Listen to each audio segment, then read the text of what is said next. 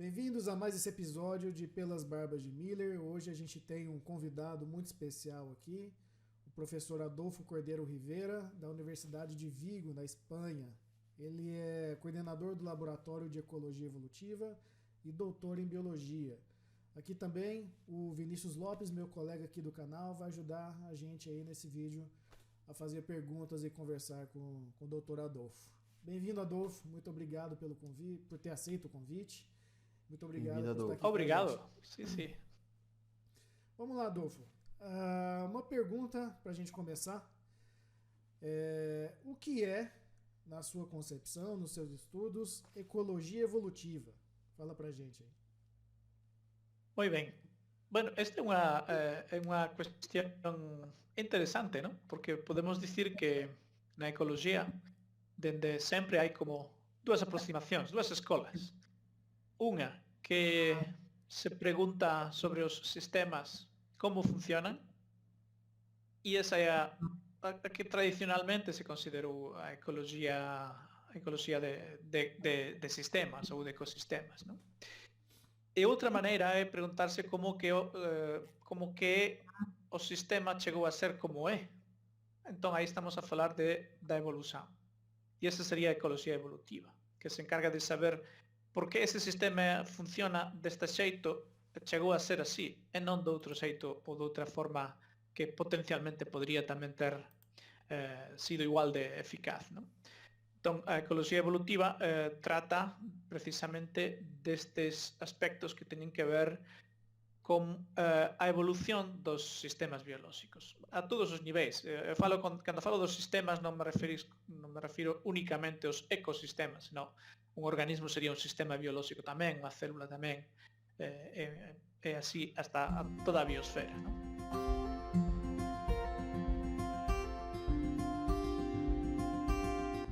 Outra questão, Adolfo, que eu acho que muita gente pergunta assim e às vezes confunde, né? Que é diferenciar biologia evolutiva como um campo científico de ecologia evolutiva, que seria outro campo, né? Como você diferencia essas duas coisas? Certamente. Hai, obviamente, moitos puntos en común, porque a bioloxía poderíamos decir que abrangue dende os niveis de organización biolóxicos máis baixos hasta os máis altos tamén, mas a ecoloxía normalmente tense pensado que empeza cos organismos, non? E como mínimo temos que ter organismos, o que está por debaixo dos organismos pois sería máis bioloxía, non tanto ecoloxía. Ainda que estes límites son difusos en moitos casos, que é un organismo cando estamos nun arrecife de coral, por exemplo. Non é sempre tan fácil de definir, non? Ou incluso se estamos nun campo de erva, cantos organismos temos ali, cantas ervas, non se poden delimitar uns de outros, entón temos dificultades.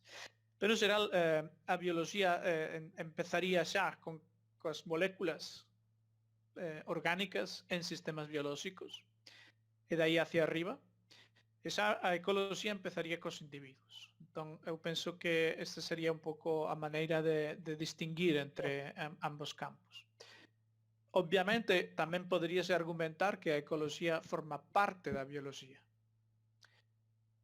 mas non sempre é así, porque na ecoloxía incluímos moitos aspectos ambientais, físico-químicos, que non necesariamente estarían incluídos nun estudio biolóxico, non?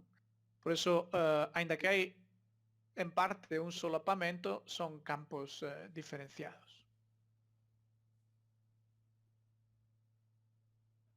Non sei se quedou tamén máis ou menos claro. Professor, você já leciona nessa temática há um bom tempo e qual que é você percebe uma relação de afinidade maior entre os alunos que estão começando o curso de biologia com um campo ou outro?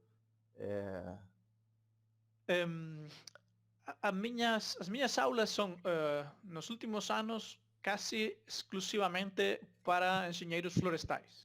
Entón, estou enseñando sobre todo ecoloxía florestal e tamén cuestións relacionadas coa conservación de especies ameazadas e a xestión de espazos protegidos, parques naturais e este tipo de ambientes. Entón, a miña aproximación é unha aproximación que tenta de incluir os puntos de vista evolutivos dentro dunha ecoloxía máis sistémica. É dicir, o que tento é de facer algo integrador. Por eso os meus estudiantes seguramente non... bueno, si lles falo un pouco o inicio desta dicotomía entre como funciona o sistema e como é que o sistema chegou a ser así. Pero despois falo dicindo que ambas as aproximacións pois se complementan e polo tanto son igual de válidas, non?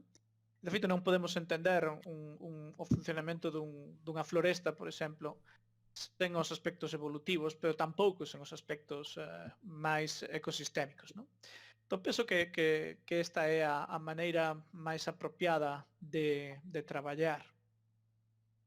Últimamente estiven a analizar os libros de texto de ecoloxía, algo que fixen hai uns anos, e publiquei un artigo no 2003.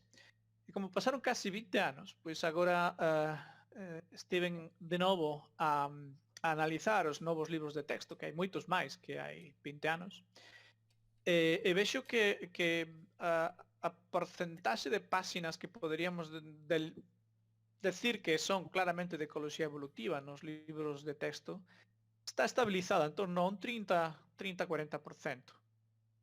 máis ben sobre o 30, non? Dependendo dos autores. E algo máis que poderíamos calificar como puramente ecosistémico, por exemplo, cando se fala dos ciclos de materia, dos fluxos de enerxía, dos tipos de biomas do mundo, pois eso é claramente máis un estudio ecosistémico.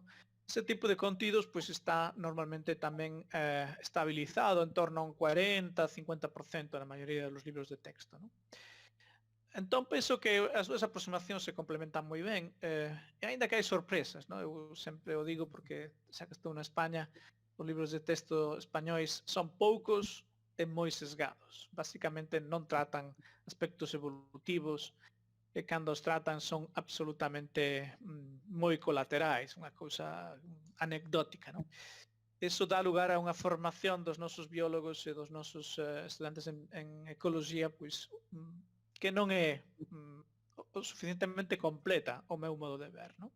Deberían entender que hai formas diferentes de aproximarse ao estudio ecolóxico e que entender como evolucionan os sistemas é igual de importante que entender como funcionan eses sistemas, non? Porque precisamente o funcionamento actual ten moito que ver coa historia pasada dese sistema, e iso é ecoloxía evolutiva. E imagino que esses textos que você analisou, esses livros, foram livros que são voltados ao público universitário, né? Sí, Da de facultade, sí. De todo o mundo, todos os libros que poden atopar, que poden acceder aos índices e examinar, nas linguas que eu entendo, claro, porque despois os libros que poida haber en xaponés ou chinés ou outros idiomas que non comprendo, pois non os poden analizar. Pero incluín libros en inglés, fundamentalmente, hai algúns libros en alemán, libros en francés, en italiano, en español, en portugués, todos aqueles que puiden recompilar, non? E a verdade que é interesante que hai esa tendencia a confluir sobre unha porcentaxe de páxinas bastante similar das dúas escolas nos últimos libros, cousa que non pasaba nos libros que había na época dos anos 70, por exemplo, cando ou nos inicios dos anos 80 do século pasado, non? Que había libros claramente de ecoloxía evolutiva e libros de ecoloxía ecosistémica, e casi non había interacción, non? E agora, pois, eu diría que xa non son necesarios libros de ecoloxía evolutiva en si mesmos, porque xa está incluído isto dunha maneira formal nos libros xerais. Você acha que livros como... Desculpa, Pode falar, Renan. Você acha que livros como Futuíma vão acabar em desuso, por exemplo? É dicir, moitos deles agora quedan como unha aportación histórica moi importante, mas as novas tendencias nos novos libros de texto de ecoloxía, estou a falar de ecoloxía de un curso de ecoloxía básico, non de ecoloxía especializada, porque obviamente un podería facer un curso de ecoloxía especializada evolutiva Entón precisaría dun texto, pero eu estou a falar dun texto introductorio, non? Para a ecoloxía. En ese caso, os novos libros de texto, eu particularmente gosto moito do libro de Manuel Mols, que vai pola 8ª ou 9ª edición, xa non lembro agora, non? Pero que ten unha iconografía moi boa e ten un tratamento moi equilibrado das dúas escolas, non? É particularmente un dos libros que eu recomendaría nun curso de ecoloxía introductorio, non para un curso forestal, porque o curso que eu dou é florestal, por lo tanto vou máis a aspectos florestais, non? O senhor, ainda nesse assunto de educação e esses campos que a gente está conversando, o senhor falou bastante sobre uma abordagem que o senhor dá para a turma de florestal, certo? E uma questão que às vezes a gente conversa por aqui, mas também com certeza vocês devem conversar aí, é como levar isso e esses assuntos que são tão relevantes e tão interessantes para a escola fundamental, para os alunos não universitários, assim, né? O senhor, existe alguma abordagem que o senhor acha mais satisfatória, mais eficaz? Para os alumnos que aínda non están na universidade, non? Isso. Os niños. Sí, os nenos máis pequenos. O que eu vexo, a miña experiencia redúcese a ensino universitario. Eu nunca, din algunhas aulas introductorias así a nenos de 3, 4, 5 anos algunha vez, e foi moi divertido, non? Pero eran máis sobre os bichos, que son os bichos, así unhas nocións moi básicas de natureza, non? Entón, aquí o que vexo en España é que a formación dos alumnos é bastante avanzada, é dicir, para os estudiantes xa no ensino secundario, que chamamos aquí, que serían os que están antes da universidade, idades entre os 14 e os 17, 18 anos, ese período, pois aí se especializan bastante. Entón, aqueles que van por unha especialización científica incluen conceptos de bioloxía bastante avanzados, incluindo ecoloxía. Legal. Mais aqueles que deciden especializarse en aspectos non científicos ou en científicos pero non biolóxicos, pois case non reciben unha formación, por exemplo, en ecoloxía. E iso é unha limitación, sí. Quer dizer que habería que buscar a maneira de que al menos estes conceptos máis importantes quedaran xa dende os primeiros anos na escola, non?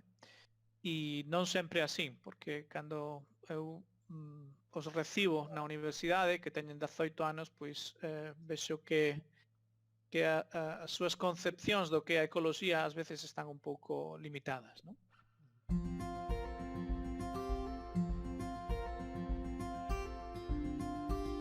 Adolfo, eu acompanho a sua carreira científica desde a minha graduação, né?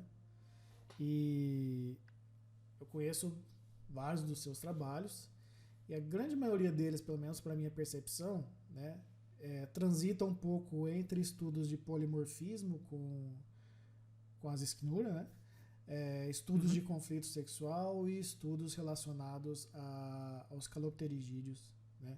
De Sim. evolução do comportamento. Então eu queria transitar um pouco por esses temas, para a gente sugar um pouco da sua experiência nesses temas aqui. Eu queria começar então por polimorfismo, né? Uma grande dúvida que sempre aparece é que nem sempre é possível colocar na cabeça das pessoas a distinção entre polimorfismo, né, e polifenismo. Já. Então, vamos conversar um pouco sobre isso e como a gente pode definir esses conceitos e como essas pesquisas têm avançado recentemente. Moi ben. Eu cando estaba empezando a estudiar bioloxía, precisamente tiña un xarco bastante perto da miña casa e había esnura, había estas libeliñas ali, e un día vin o que pensaba que era un macho poñendo ovos.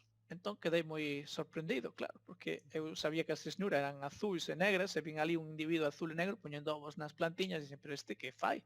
Se é un macho. Entón, bueno, pois aproximeime e vin que non era un macho, que era unha femia, pero unha femia idéntica en coloración a un macho. Tan igual que a distancia un non as distingue, non? Ten que ver con moito detalle para darse conta se é un macho ou unha femia. Entón aí foi cando o tema do polimorfismo me chamou a atención. E empecé precisamente a miña carreira científica analizando a base xenética deste polimorfismo, porque algo se coñecía para algunha especie norteamericana, pero non se coñecía para as especies europeas, para ningunha delas, así que ese foi o meu inicio. Entón, aí onde empeza a cuestión do polimorfismo con a relación coa xenética. É dicir, a definición usual dos polimorfismos son aqueles nos quais temos unha poboación de calquera organismo que presenta varios morfos que poden ser de cor, neste caso estamos a falar de polimorfismo de cor, pero podría ser outro tipo de polimorfismo. Varios morfos con cores diferentes que están baseados en xenes diferentes, é dicir, que teñen unha base xenética. E tamén normalmente se inclúe nesa definición así formal que o morfo máis raro debería ser máis dun 5% ou máis dun 1%, depende un pouco da definición que un queira empregar, non? De tal xeito que se realmente é unha cousa moi anómala, temos un 99,9% dos animais dun tipo e hai un cada certo tempo que é diferente, non o consideraríamos un polimorfismo, senón unha rareza, non? Algo ocasional. Pola contra, cando hai distintos morfos, pero non teñen base xenética, é dicir que, por exemplo, hai unha bolboreta europea do xénero Arasnia levana, non sei se cambiou de nome últimamente, pero é un ninfálido. Esta bolboreta inicialmente foi descrita como dúas especies, porque a xeneración que sae en primavera e a xeneración que sae en verán son completamente diferentes en coloración, non se parecen. Entón, durante un tempo se pensou que eran dúas especies, ata que, criando eses animais, denose conta que os individuos da primavera daban lugar aos individuos do verán, e eran os mesmos. Entón, xenéticamente son iguais, pero as condicións ambientais da cría larvaria producen, e sobre todo da pupación, producen individuos dun tipo ou doutro. Así que eses dous morfos, en realidade, non son con base xenética, son ambientalmente inducidos, e esos non os consideraríamos dentro da nosa definición de polimorfismo. En todos os casos sempre é unha variación de tipo fenotípico que nós vemos, que podemos detectar. É moi interesante porque aí está tamén a base da posibilidade de adaptación, pero para que haxa adaptación precisamos que haxa algún tipo de variación xenética detrás, senón non pode responder esa poboación ante os cambios ambientais. Entón esa sería a distinción máis relevante entre varios morfos e varios fenotipos non necesariamente relacionados coa xenética, que sería un caso diferente, moi interesante tamén, pero outro tipo de aspecto. Que é isso, Vinícius, que a gente estava conversando outro dia sobre... o Vinícius trabalha com mimetismo, né, Adolfo? E a gente discutindo essas questões seletivas sobre morfotipos miméticos, vamos dizer. Você vai em um lugar, você encontra espécies que possuem padrões de coloração que, teoricamente, aos nossos olhos, pelo menos, imitam o de um animal perigoso, né?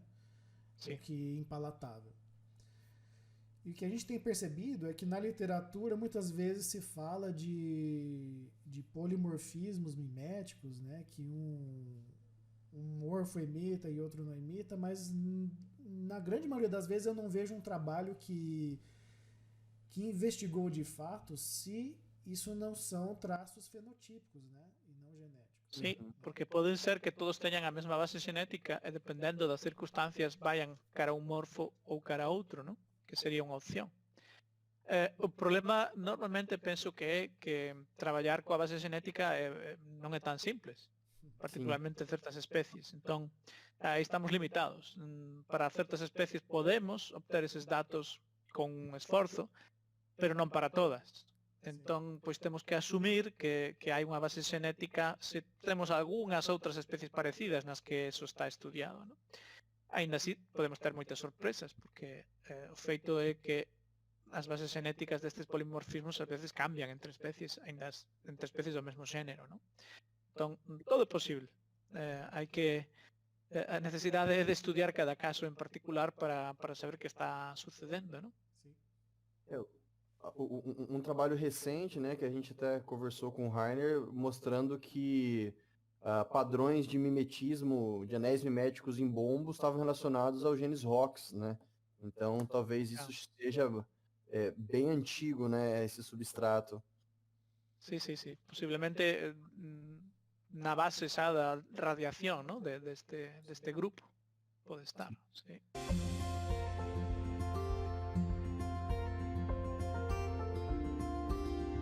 Adolfo, outro tema que a gente gostaria de conversar com você é sobre conflito sexual.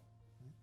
Recentemente a gente trabalhou junto, né, no livro e um capítulo especial aí sobre conflito sexual.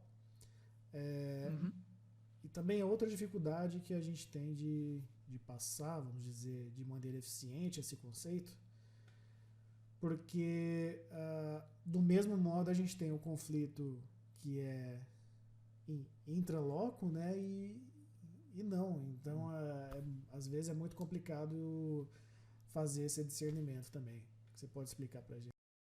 Sí, o conflito sexual sería un tipo de conflicto que pode aparecer en prácticamente calquera tipo de relación entre organismos e non só, incluso entre genes ou entre sexos neste caso, ¿no?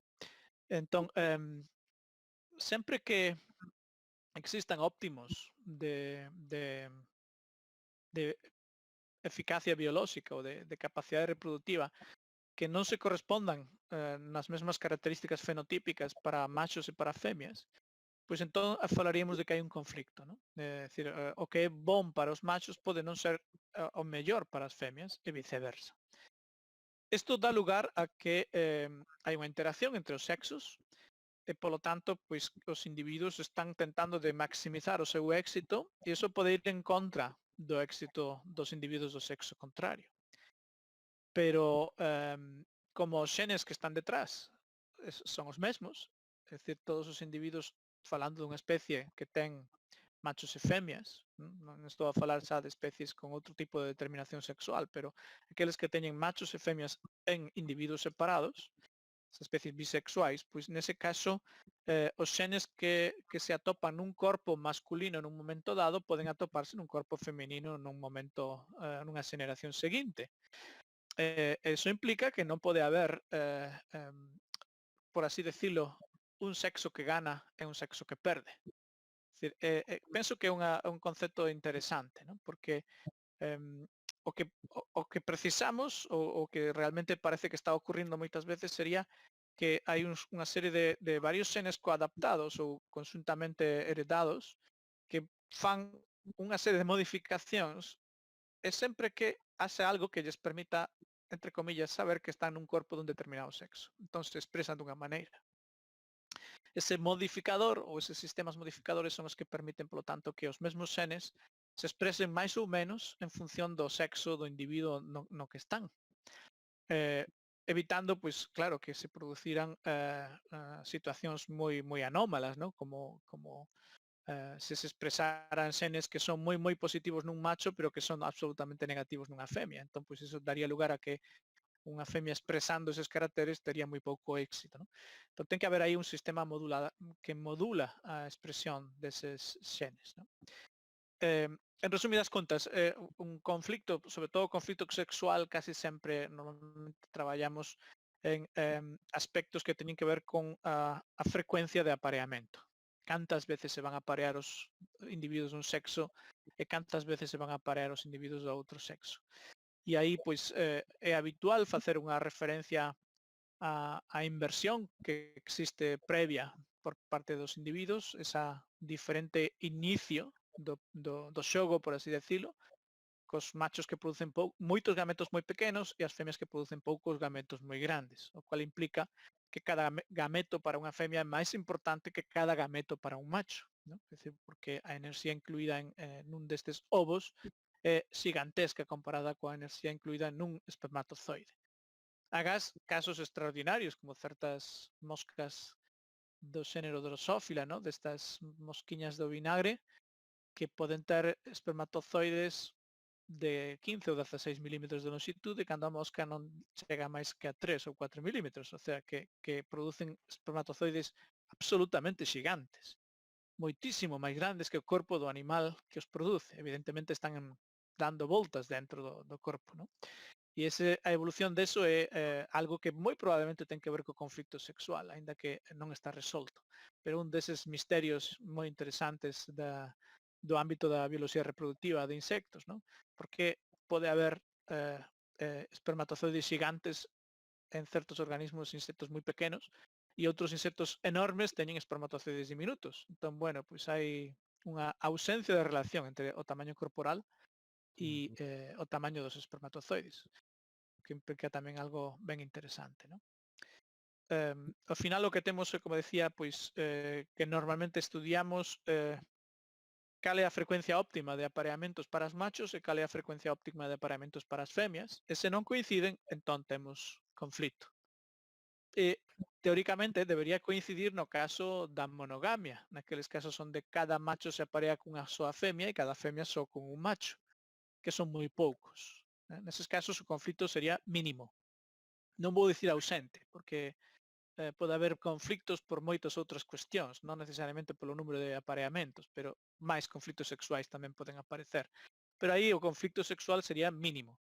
E o conflicto sexual será máximo en aqueles casos onde cada cópula a un sexo lle proporciona un enorme éxito, mentras que a outro sexo lle proporciona un éxito limitado. Entón, ese sexo que ten moito éxito con cada apareamento vai tentar de forzar eses apareamentos, vai tentar de chegar ao máximo posible, e iso pode ir en contra dos individuos do sexo contrario. Que habitualmente pois soe ser que os machos son os que ganan máis con cada cópula e as femias, sin embargo, gañan con varias cópulas, pero non tanto como os machos, o cual implica aí ese conflicto, ¿no? Control da cópula. E esse controle pode chegar a extremos, né, Adolfo? Como, por exemplo, no seu capítulo de livro tem as libélulas que conseguem remover o esperma de um macho competidor, inclusive ferir a fêmea, né? Tem os besouros mergulhadores, que são os ditícide, que tem ventosas nas patinhas, né? E conseguem se grudar na fêmea e segurar ela. Sim. Conta pra gente esses casos, como é que funciona? Hai casos extraordinarios realmente e algúns que se están a descubrir e seguramente aínda temos moitas sorpresas por ir atopando en organismos particularmente nas florestas tropicais onde hai cousas moi descoñecidas, ¿no? Hai un día ou dous precisamente estábamos a traballar no campo cos calopteríxidos onde se ve o conflicto bastante importante. Pero non foi nun calopteríxido o que vimos, senón outra libélula, un gónfido, que un macho que estaba posado na vegetación, pois veu pasar unha femia moi cerca e voou para tentar de aparearse con ela, e o que fixo foi darlle un golpe e caeron os dous na vegetación. E aí quedaron o macho agarrando a femia coas mandíbulas sobre as asas, non en tándem, simplemente inmobilizou a femia, quedou pegado a ela, e estiven a observar e estivo case 50 minutos inmóvil. A femia pensei que estaba morta, que realmente non se movía absolutamente nada. Pero despois deses 50 minutos o macho que sería insistindo ali sen soltar a femia, empezou a moverse e agarrouna en tándem pola cabeza. Entón vin que a femia non estaba morta, só estaba finxindo estar morta. Ao final acabouse apareando, é dicir, un macho que é moi insistente, neste caso casi unha hora, a pleno sol. Eu pensei que iban morrer os dous, porque lle estaba dando sol aí de pleno. E se non morrían polo sol, pois os iba a depredar unha vespa asiática, unha vespa velutina, que andaba por ali buscando presas, e non foi quen de atopalos, pero se os atopa seguramente os comería, non? O sea que é un comportamento moi extremo, moi extremo. é un apareamento forzado, absolutamente. É dicir, o macho está tentando de aparearse coste canto coste, e a femia está resistindo todo o que pode. E podémoslo tamén ver como que a femia o que está facendo é elexir o mellor macho, porque lle está poñendo as cousas moi difíciles, e só aquel que é capaz de resistir moito tempo, pois acabará conseguindo aparearse. Entón, aínda que o podemos ver como o conflicto, habería que valorar cales son os costes para cada un deles. Canto lle costa ao macho facer eso, canto lle costa á femia e canto gana a cambio. Porque pode ser que, aínda que pensamos que o macho está gañando máis, pode ser a femia a que está gañando nese caso, pois conseguir, por exemplo, a protección dun macho territorial ou algunha outra cuestión incluso de xenes de maior calidade, porque foi un macho moi persistente ou que tiña capacidade para demostrar a súa fortaleza física, ¿no? E isto pode ser tamén valorado positivamente pola femia. Todos estes son mecanismos sutís, evidentemente. Non podemos pensar que os organismos están meditando sobre este asunto e decidindo conscientemente, ¿no? Isto é absolutamente mecanismos automáticos, por así decirlo. Que o mesmo que eu sempre fago este símil, non? Se eu estou así, alguén me tira unha pelota e vou a capturo coa man no ar, eu non fixen os cálculos físicos da trayectoria da bola para saber exactamente onde tiña que mover a miña má e calculala. Foi automático. O meu cerebro é capaz de facer eso sin que eu teña que pensar en como se fai iso. En este caso, pois sería algo parecido. É dicir, os organismos se van comportar dunha maneira automática e non implica que estean valorando cada unha das opcións. A evolución xa foi quen de conseguir mecanismos etolóxicos adaptados ás circunstancias. Outra cousa serían circunstancias novas, nas quais eses mecanismos poderían funcionar mal, non? Pero as circunstancias, por así decir, habituais, esos mecanismos darían lugar a éxito, que é o que ao final pois conta, ¿no? Reproducción exitosa. Professor, o senhor conversou bastante com a gente sobre essas novas perspectivas do estudo do conflito sexual, né? Falou um pouco sobre Drosófila também e eu queria que o senhor comentasse para a gente um pouco sobre as perspectivas novas que os trabalhos de epigenética têm trazido para o estudo da seleção sexual, do conflito sexual, né? E Drosófila sempre é um ótimo modelo taxonômico para entender esses papéis proximais, né? Eu gostaria que o senhor falasse um pouco disso para a gente. Moi ben. A epigenética non é a miña especialidade, é dicir, que, polo tanto, pois o que podo dicir é do pouco que teño lido, porque unha cousa que fixen recentemente, vou tentar de abrir aquí na miña computadora para decir os números exactos, ¿no? Pero me parece interesante. Cando eu estaba traballando no que é a miña tese de doutoramento, pois a investigación en ecoloxía era, por así decir, abundante, pero aínda limitada. Estou a falar, a miña tesis foi defendida no ano 1991. Non? Entón, o número de traballos que se publicaban naquela época era relativamente pequeno. Entón, era posible ler case todo o publicado nun determinado momento. É dicir, un chegaba, leía cada un dos traballos publicados, había que pedilos por correo, tardaban meses en chegar ás veces, e era moi interesante, non? Podía estar máis ou menos o día do que se publicaba. Entón, vou decir aquí, ahora estou buscando a figura, aquí está. Entón, por exemplo, o número medio de publicacións dentro do que sería a palabra ecology, ¿no? Simplemente en ecoloxía, dentro das revistas que están incluídas na Web of Science, que son só unha pequena parte unha parte das revistas científicas. Pois no período da década de 2010 a 2019 se publicaron case 12.000 artículos por ano dentro da categoría ecology. Sin embargo, se fóramos ao ano 1990, pois o número apenas chegaba a uns 400 artigos por ano. O sea, pasamos de uns 400 artigos a case 12.000 artículos no último ano, na última década, ¿no? Xa no último ano, 2019, estamos por riba dos 14.000 e casi chegando aos 16.000 artigos dentro da categoría de Ecology. Isto implica que é imposible estar ao tanto do que se está publicando simplemente no campo da ecoloxía. E xa non digamos en varios campos, ¿no? Entón, necesariamente temos que quedarnos só con unha parte do que se publica. E iso que digo que non estou totalmente ao día do que se está publicando en epigenética, ¿no? O que sí é interesante é que hai bastantes indicios para pensar que algunhas cuestións pouco probables dende un punto de vista máis tradicional do que sería a herencia, a herdanza habitual, ¿no? Dos xenes. Algúnas cousas se poden transmitir mediante este sistema que é epigenético, ¿no? E sobre todo pola vía materna, máis que nada. E iso nos abre moitas perspectivas, para entender que pode estar pasando, ¿no? Un dos meus colaboradores estivo a facer precisamente un estudio deste estilo coas libeliñas e ver que pasa se as nais son acosadas moito frente ás nais que son pouco acosadas, se os seus fillos teñen algún tipo de efecto, se transmite isto dunha xeración á seguinte.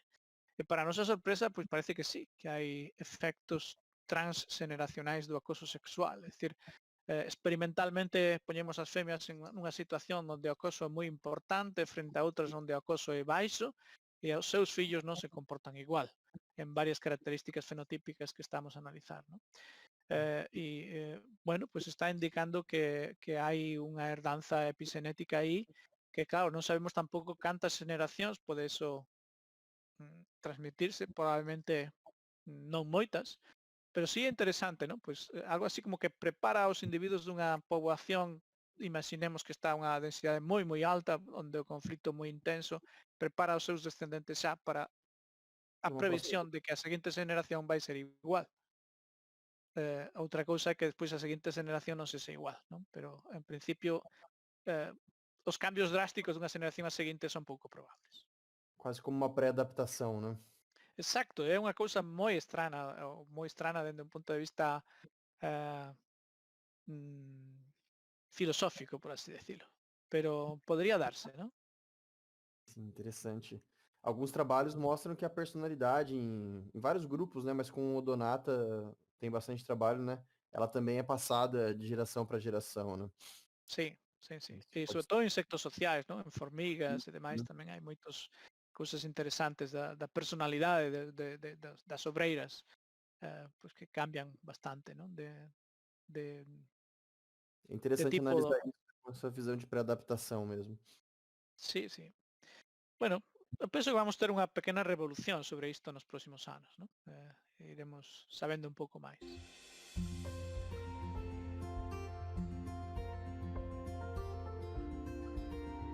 Adolfo, partindo para nossa última temática aqui, vamos falar um pouco sobre os seus trabalhos, os seus artigos mais recentes aí, os trabalhos de campo que você tem feito, principalmente relacionados à evolução do comportamento. E a gente falou de filosofia, né? Um trabalho filosófico seu que tem dado muito pano para manga e para abrir um novo campo de pesquisa, que é a etodiversidade, né? Então vamos falar um pouco sobre isso. Moi ben.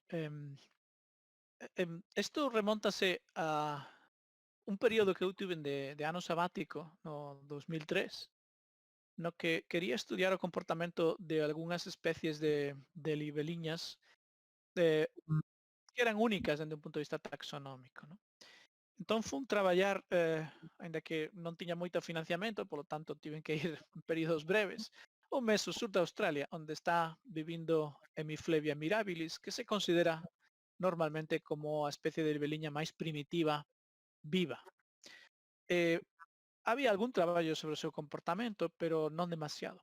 E esta era unha especie que me interesaba moito porque na parte final do século XX pensouse que se tiña extinguido. Houve uns 15 anos máis ou menos nos que non se atopaba ningunha poboación deste animal. Finalmente non se extinguiu, por fortuna, e algúns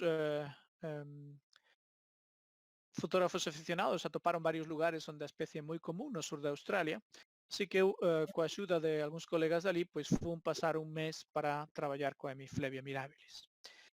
E foi unha grande sorpresa, abriu os ollos realmente, porque a verdade é que non imaginaba que este animal tivera un comportamento tan único, tan especial.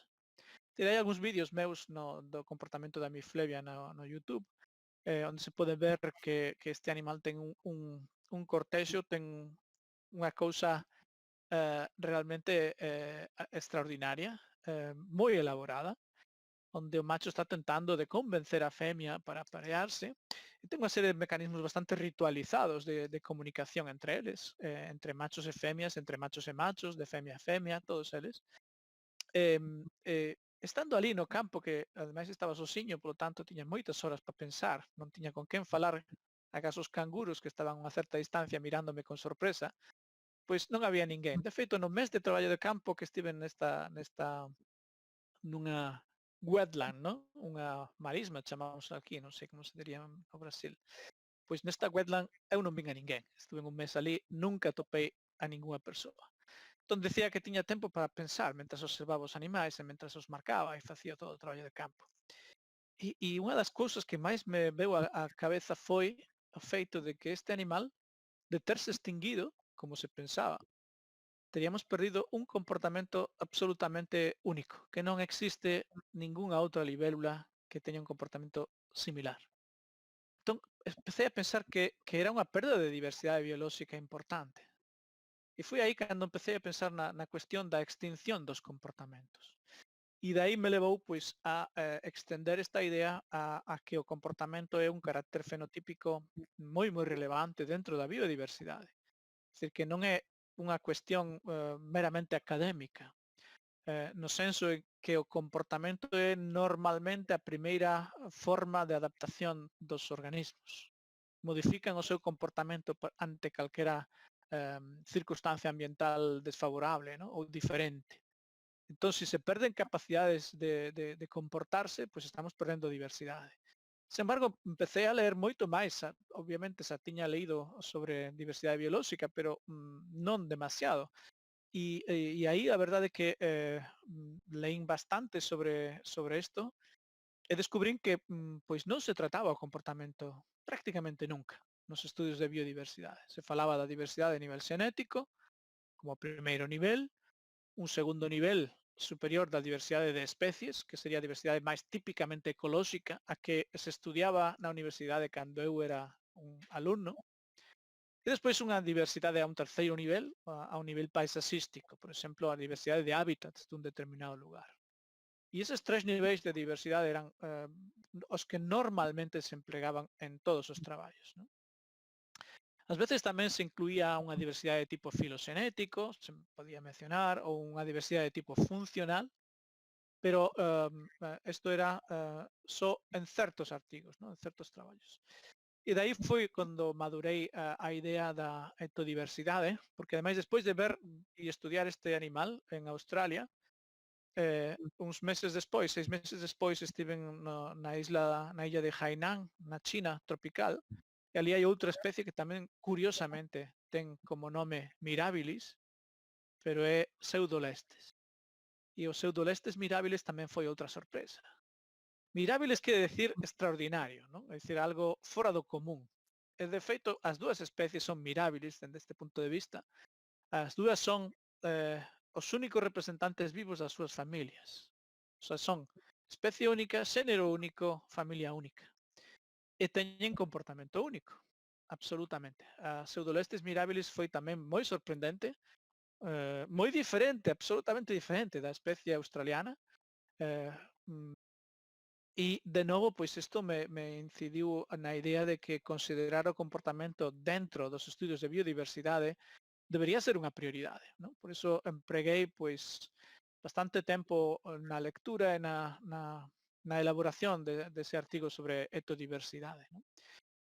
Que creo que que valeu a pena. Foron bastantes meses dedicados a ler e meditar, pero estou contento co resultado final. A gente gostou muito do trabalho. É, Obrigado. bem importante. Principalmente, eu fico muito feliz, assim, me parece bastante louvável, né? O rumo que a biologia tem tomado nos últimos anos, que é para tratar de uma variação também individual, né? Variação de comportamento individual, de nicho individual, né? Eu acho que por Sí, sí. essa linha é muito importante a gente seguir. Podemos dicir que o comportamento, a miña definición de comportamento é basicamente a resposta que un sistema biolóxico dá ante as condicións ambientais. E o fago así, especificamente, un sistema biolóxico para non circunscribir o comportamento aos animais. É dicir, dende o meu punto de vista, calquera sistema biolóxico ten comportamento. Entón, podría ser o comportamento dun ecosistema, o comportamento dunha floresta, como mecanismo integrativo, non? Ainda que evidentemente normalmente vamos falar do comportamento de individuos concretos de especies concretas, pero eso tamén inclúe as plantas. E normalmente os meus colegas botánicos non soen falar de comportamento, pero cando estamos a estudiar o comportamento sexual de un insecto, pois moitas veces facemos un estudio do seu comportamento en cuanto que proporción de recursos dedica á función reproductora este individuo frente a outra cousa. Eso fan os botánicos de maneira tradicional. Só que en botánica non é comportamento e en estudio zoolóxico sí é un estudio de comportamento. Entón, creo que hai que unificar deste punto de vista, porque sempre é comportamento. É a resposta do organismo frente ás condicións ambientais. E comportarse non necesariamente quere dicir moverse, que normalmente por comportarse nós pensamos en movimento, unha acción, algo que un animal fai, non?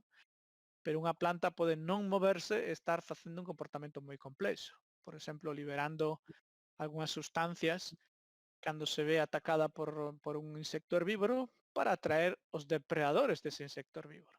Eso é un Avisando outros comportamento, indivíduos, né? claro. E as plantas non teñen cerebro. E aínda así, son capaces de ter comportamentos adaptativos. Eso é o que antes incidía na necesidade de non pensar que os comportamentos son meditados ou son conscientes. Probablemente non o son. Nin sequera podemos sabelo, non? Seguro que nos animais máis complexos, a semana pasada estiven vendo uns golfiños como xogaban cunha bolsa de plástico que atoparon no mar. Evidentemente, eses animais teñen consciencia bastante completa de sí mesmos, do grupo social, seguramente se plantexan estrategias a hora de facer cousas e son bastante similares a nós, non? Pero se falamos dun insecto, pois pensamos que o seu cerebro non dá para ese tipo de consideracións. Aínda así, o insecto é capaz de facer as mesmas tipos de cousas extraordinarias que pode facer un golfiño, non? Pero, por lo menos, cousas bastante complexas, non? Hai un colega meu aquí de España que publicaron un artigo onde demostraban que algúns coleópteros, algúns besouros poden contar hasta 5, se non lembro mal. Creo que só hasta 5. Se lembro Bom, mal o artigo, máis de 5 xa non chegaban, pero hasta 5 podían contar. Eso é extraordinario, un besouro contando, que é unha cousa pois bastante inesperada, non? Tem um trabalho, acho que com bombos, eles mostram que elas entendem o conceito de zero. Também foi um trabalho que Isso é bem interessante. traz uma ideia bem interessante, né? Muda o jeito de pensar, né, sobre É interesante porque a cultura romana clásica non tiña o cero como número. Entón, pensamos, os bombos xa tiñan o cero e os romanos non. Acho que foi os grupos, a matemática oriental, né, que trouxe o zero para nossa concepção, né? Sí, eu digo, o número, a cifra e o número cero, que máis ben, bueno, xa nos metemos en cousas un pouco máis biolóxicas, máis antropológicas, pero creo que a cultura árabe foron os que realmente levaron eso moi adiante, non? E é un logro. Adolfo, sobre esse ponto que você tocou de comportamento não é movimento. Nas minhas aulas eu geralmente mostro, por exemplo, as aranhas de teia. né? Aham. Que ficam paradas na teia. E eu pergunto, o que ela está fazendo? Ela está caçando. Né? Ela não está não fazendo nada, ela não está parada, ela está caçando, aquela estratégia de caça dela. E o que eu tenho percebido é que essa abordagem conservacionista do comportamento encontra barreiras na própria academia. Como, por exemplo, um editor que recusa o trabalho porque conceitua de uma maneira que a gente é diferente do que nós conceituamos, nós que trabalhamos comportamento, né? Fala um pouco dessas barreiras, principalmente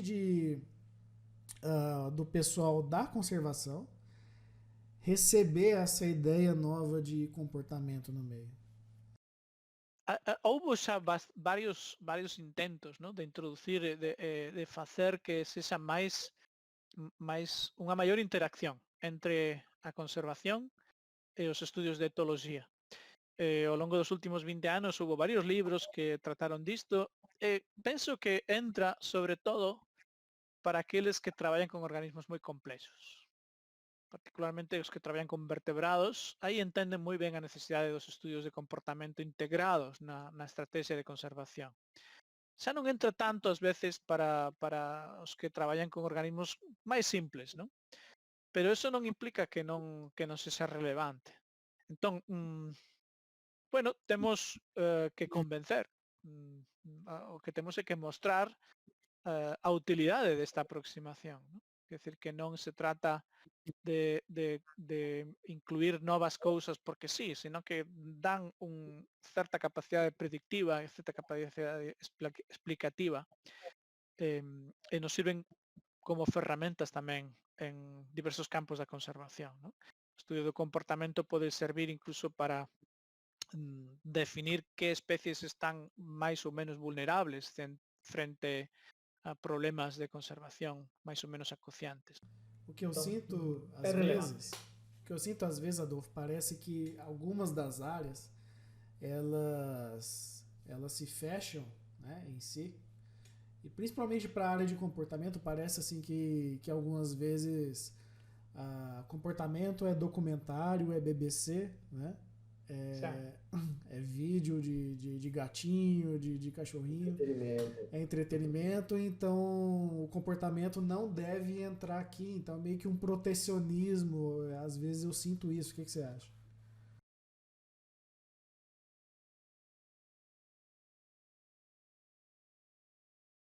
Si mesma, pois quedou como bastante considerada como anticuada, ¿no?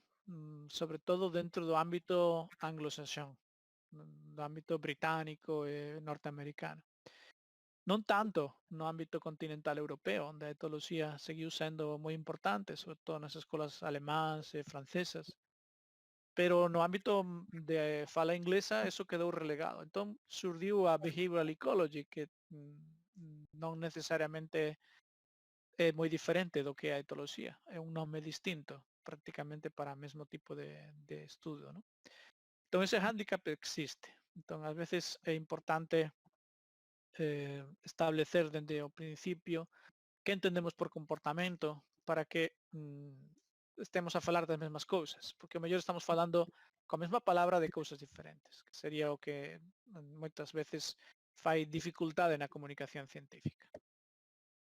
Esse é um ponto, né, Vinícius, que a gente sempre comenta dessas escolas, né, que tem escolas de pensamentos diferentes, países que tratam a mesma área de maneira diferente. Por exemplo, a Alemanha tem uma visão muito morfológica, né, dos animais, né? Sempre estudos morfológicos muito profundos e a gente não vê esse mesmo tratamento em outros países. Então é interessante você que está vendo a gente aqui e os alunos perceberem, né, que uma área ela não é, vamos dizer, consolidada, né? Ela não é finita. A gente tem numa mesma área vários campos e esses campos não só são capazes de conversar entre si, mas até de brigar, né? Tem muitas disputas teóricas nesses campos, né? Sim. Você vê alguma disputa com a sua filosofia da etodiversidade? Ou ainda não? Eh, Algunhas persoas, pois, contactaron comigo porque lles parecía interesante, non? O sea, máis ben tiven unha visión positiva, non? Non tanto negativa. Mais probablemente aínda é cedo. É dicir, isto haberá que ver un pouco que pasa nos próximos anos, non?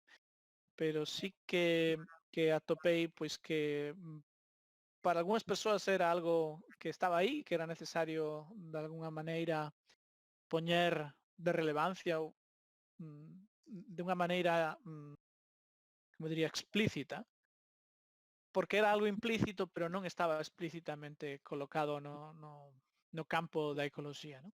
E iso un pouco o meu propósito nese momento, non? Tentar de, sobre todo, facer ver aos meus colegas ecólogos a necesidade de incluir o comportamento, que ás veces xa inclúen, pero non son demasiado conscientes delo. É dicir, que incluir o comportamento dentro dos estudios ecolóxicos é fundamental se queremos entender o funcionamento e, sobre todo, solucionar problemas de conservación. Algum revisor fez alguma discussão de isso não é comportamento, é funcional, tentou dizer que já está feito, alguma coisa assim? Non tiven esa experiencia en xeral. É dicir, máis ben, o que sí que vin é que non tanto entra dentro do campo da ecoloxía. É dicir, para tiven que ir máis hacia algo un pouco colateral, non? Porque non atraía tanto nunha revista estrictamente ecolóxica como que non ía, non se aceptaba. Entón, bueno, ao final publicouse en Frontiers in Ecology and Evolution e penso que tamén foi unha boa elección. Pero tentei varias de ecoloxía, estrictamente de ecoloxía antes, viñan ben avaliado, pero que como que non lles parecía oportuno, non? Esta era a mensaxe final. É a mesma experiência que a gente tem tendo aqui, né, de que alguns setores da ecologia, eles parece que não enquadram no escopo, né? De que, bom, esse campo não tem essa parte ainda, então, infelizmente, não dá para incluir agora, né? Sí, é interesante porque se vamos á historia da eh, que sería a American Ecological Society, ¿no? Ecological Society of the America, pois nos anos 80, 70, pois estaba todo xunto, o comportamento estaba incluído. E xusto nese momento nace a Animal Behavior Society, que foi unha secesión da Sociedade de Ecoloxía Norteamericana. É dicir, separouse os estudios de comportamento. E por esa razón na revista Ecology pois non se publicaba nada de comportamento, porque todo iba a Animal Behavior, que era a revista da nova sociedade. Esa sociedade se formou a partir da Sociedade Ecolóxica Americana. Non? E agora estamos vendo que, de novo, en Ecology hai artigos de comportamento. Tardou moito tempo, pero agora ao final acabamos como confluindo, non? Nos separamos para volver a entrar casi dando unha volta por unha montaña, uns imos por un lado, outros imos por outro e chegamos ao mesmo sitio. E dámonos conta de que en realidade estamos facendo o mesmo tipo de traballo, non? Só que algúns le chamábamos comportamento e outros le chamaban pois trazos ou rasgos funcionais, pero ao final en moitos casos coinciden, non? Você comenta isso no seu artigo na seção de diversidade funcional, né? Sí, exacto, sí, porque en moitos casos a diversidade funcional é equivalente a unha diversidade etolóxica, ou polo menos é bastante coincidente, porque moitos dos grupos funcionais están baseados en características de tipo de comportamento. Mais noutros casos non é así. Temos características de comportamento que non fan cambios na función ecolóxica do organismo no sistema, ¿no? Pero son cambios de comportamento moi importantes ou moi relevantes, ¿no? E tamén a inversa, cambios de comportamento que cambian completamente a función. É dicir, temos este tipo de situacións, ¿no? Aprender algo pode dar lugar a un cambio no comportamento deses organismos absolutamente drástico e a un cambio ecolóxico. Puxen tamén o exemplo no meu vídeo dos golfiños atacando a un banco de peixes e como os peixes aprenden que aproximándose ás persoas que estábamos ali observando se salvan do ataque dos golfiños e das aves. Entón isto é un cambio de comportamento que cambia unha relación trófica depredador-presa. O depredador, o golfiño, non se aproxima a nós porque estamos ali e os peixes sí que se aproximan a nós porque aprenderon que nós non somos depredadores. E os golfiños sí, non? Esta é unha cuestión, o comportamento ten esa capacidade de cambiar casi inmediatamente. E Unha fazer relación, alterações e no caso sí, fazer alterações a nível ecológico, né, fala sí, modifica a interacción ecolóxica completamente. a nível ecossistêmico, né. Sí. Concordo plenamente.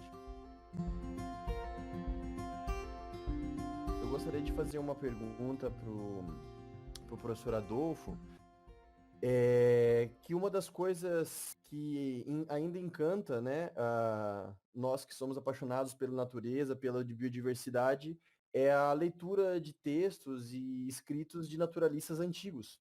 Uhum. Imagino que o senhor também tem essa mesma paixão, assim como eu e o Rainer. E quando a gente lê, por exemplo, naturalistas como o Spix, o Martius, o Wallace, o Miller ou o Wilson, por exemplo, a gente consegue muitas vezes imaginar, sentir as sensações que eles tiveram, né? Ou numa floresta, por exemplo, em Bornéu, no arquipélago de Malaio ou na floresta amazônica. E eu acompanho, os seus trabalhos acadêmicos e também o seu Instagram, e o senhor viaja bastante, né, o senhor visita muitos lugares lindos e tem contato com uma diversidade biológica, a nível global, assim, muito interessante. A minha pergunta é a seguinte: essa dimensão, artística, né, ou seja, de admirar o belo que você tem na sua capacidade de observar a natureza, como que ela influencia a sua pesquisa científica? E do outro lado, também gostaria de perguntar como que a dimensão analítica que a ciência traz para a gente, né, que faz a gente ter, como que isso influenciou na sua capacidade de observar a natureza, de observar o belo? Moi ben. É interesante esa pregunta. Unha das definicións máis famosas da ciencia é precisamente esa que identifica a ciencia como o arte do que ten solución. Ese foi Peter Medawar, que propuso esta definición da ciencia. E eu sempre a digo cando falo cos meus estudiantes de método científico para decirlles que a ciencia é un arte. Dicir, empezamos por Sim, aí. Se non hai capacidade de imaginación, de inventiva, de originalidade, pois non se vai ser un bo científico. Igual que non se pode ser un bo artista se non se ten esas mesmas capacidades. Entón, aínda que se trata aparentemente de actividades humanas moi diferentes, porque nós na ciencia temos as cousas moi reguladas e temos que seguir agora pois unha serie de criterios e de formas de expresarnos que eliminan moita da nosa capacidade artística, sen a imaginación, sen esa capacidade de maravillarse ante o que un observa, tampouco conseguimos facer boa ciencia. Non? Entón, é moi importante considerar que a ciencia ten moitos puntos en común coa actividade artística. E coñezo bastantes pesquisadores que non só son cientistas, tamén son artistas, non? Decir, teñen unha faceta artística por aí que sempre está detrás. Eu penso que eso tamén contribúe moito despois ao seu traballo científico. Porque analizar as cousas co punto de vista dun cientista tamén serve despois para outros aspectos da vida, non? É dicir, porque nós estamos acostumados a un tipo de aproximación na que basicamente duvidamos de case todo, non? E iso é algo que a certas persoas les deixa perplexo, non? Cando os xornalistas me preguntan algo eu digo, no, pois do eso prácticamente non sei. Pois se queda, no, pero se vostede non sabe, entón, pois eu aínda sei menos. Dice, sí, pero é que intento de ver as miñas limitacións, porque de moitas cousas, por suposto que non sei. Se están publicando 15.000 artigos ao ano de ecoloxía, quen ten a capacidade de saber siquera do 1% deles? É imposible, non temos tempo material para ler e para asimilar todo iso, non? Entón, pois, eso afecta moito a nosa capacidade. Pero bueno, a ciencia é así, arte. Por lo menos gosto de usar esa definición. A arte daquelo que ten solución, ou a arte de atopar as solucións para as cousas, para os problemas. Uma, uma coisa que eu e o Rainer a gente conversa bastante, né, é que depois dessa iniciação à ciência, né, vocês dois, obviamente, muito mais à frente que eu, mas a gente começa a ir a campo, com a família, com os amigos, e já não observa mais do mesmo jeito, né? A gente já não vê só um bicho voando, a gente não vê só uma cachoeira, né? A gente tem um olhar muito analítico. E às vezes eu ainda tento, me forço a retomar essa olhada simplesmente ao belo, muitas vezes, né? Que eu também acho que a ciência ela é uma forma de arte e exige criatividade, né? É, Uhum. acho bem interessante sua resposta, professor. Muito obrigado. Obrigado. Bom, encaminhando então para o final, né? Eu gostaria de fazer uma pergunta para o senhor relacionada a nós, no caso eu, jovens pesquisadores, né? Ainda pós-graduandos, que estão dentro do campo ou tentando formar uma carreira, uma linha de pesquisa dentro da ecologia evolutiva. Eu gostaria que o senhor oferecesse alguns conselhos e perspectivas em relação a esse futuro Uhum. que a gente pode ter. Ben, o futuro é incerto neste período de pandemia vírica, mas penso que sí poden se dar unha serie de consellos que son perdurables no tempo, independentemente do que vaya pasando no futuro, non? Un dos consellos que eu sempre lle quero dar a xente que ven falar comigo porque está valorando facer un doutoramento ou especializarse nun campo científico da ecoloxía, pois se está absolutamente seguro de que eso é o que lle gusta, porque o que se precisa é paixón, é dicir, hai que estar apaixonado por esa cuestión. Tamén é certo que hai que dicir que non te vas facer rico sendo cientista. Dicir, se queres gañar moito diñeiro, seguro que a ciencia non é o mellor camiño.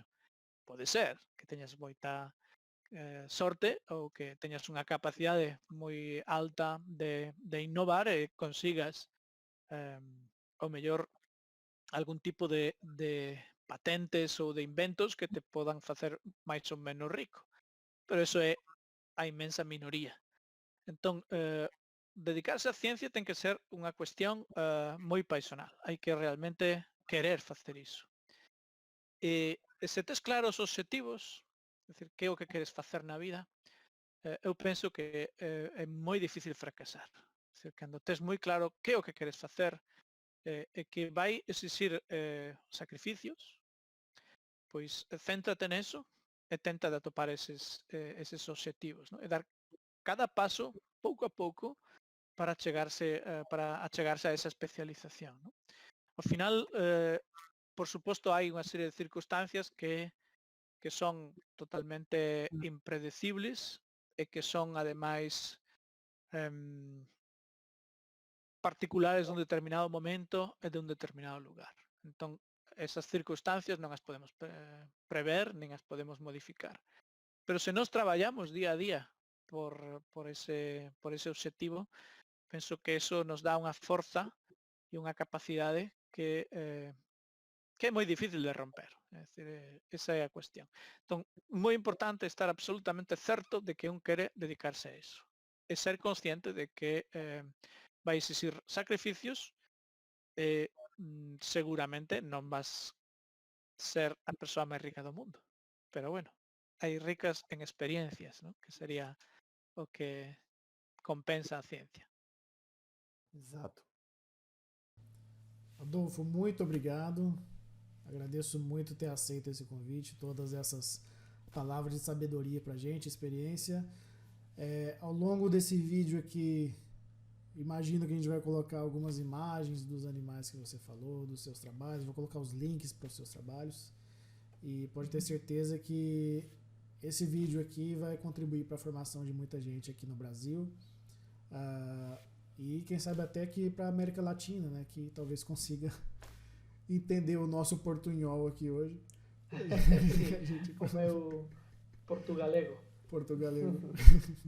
Obrigado muito. Agradeço, Vinícius. Muito obrigado também. a vos. Um prazer, a verdade. Agradeço A ver se todos. podemos ir, se o vírus nos permite viajar no futuro próximo. Sim, claro. O Brasil está Logo, sempre logo. aberto. De momento está complicado. Sim. Agradeço também a todos que assistiram aí. Inscrevam-se no canal, dá uma curtida aí e até o próximo episódio. Abraço. Um abraço. Obrigado.